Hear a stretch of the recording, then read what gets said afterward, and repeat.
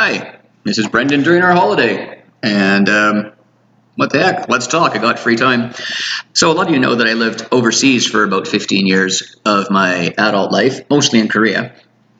And I can tell you that foreign workers, no matter where they're from, tend to be like the best that country has to offer. And if you meet a Canadian who's living and working overseas, that's probably going to be one of the best Canadians we've got. Same goes for Americans. Same goes for Filipinos, Jamaicans for that matter. The people who leave their country and go to work in foreign countries tend to be harder working, better educated, more outgoing, better conversationalists. They're good people to meet, and it's because they passed that hurdle of just having whatever gumption it took to just kind of get up, go, take a chance, be curious, want to find out about the world, and be willing to take personal responsibility for it.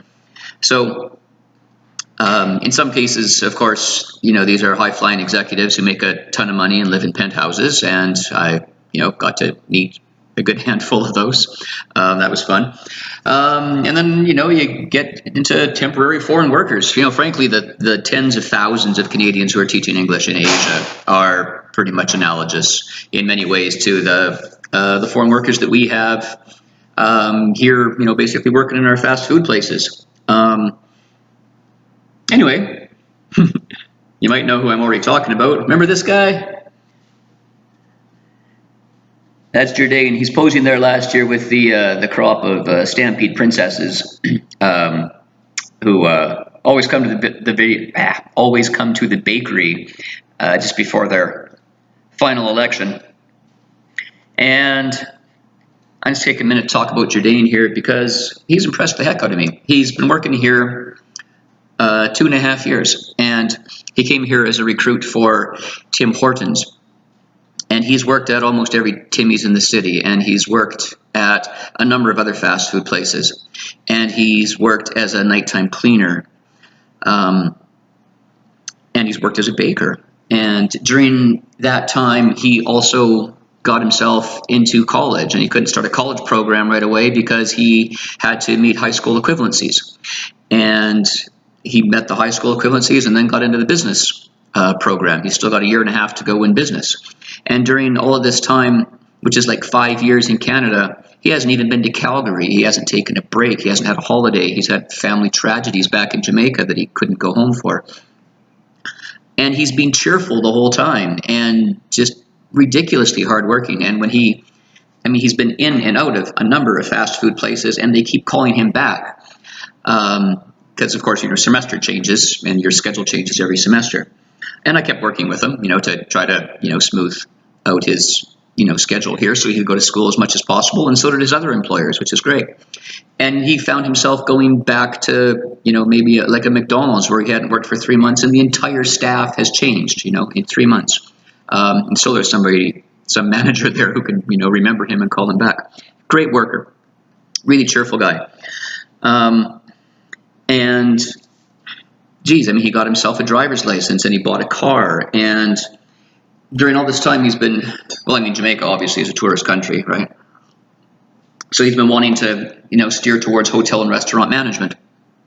And so after 5 years, and also paying, international student rates at the college. So he's got a lot more tuition than like most other people have to pay. So really, he's worked his butt off and done well.